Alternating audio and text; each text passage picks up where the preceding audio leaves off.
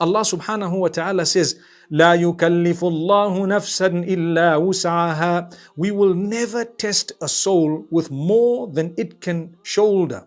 We will never burden a soul with more than it can handle. That's what Allah says. And this also is in Surah Al-Baqarah. Allah subhanahu wa ta'ala is telling this to us, verse number 286 of the surah.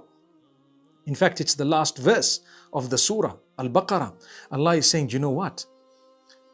Anything that comes in your direction, we know you can manage. We know you can cope. We know you can cope. Don't give up. Don't ever give up. Keep going. We know that you can keep going. And when you go, you know, it reminds me of something unique. A person is digging for diamonds or gold or platinum or something, and they're digging, and this is, say, 100 meters away. So they've dug for the first whole week, and they've dug for the second whole week, and they got nothing. And they are now 90 meters away.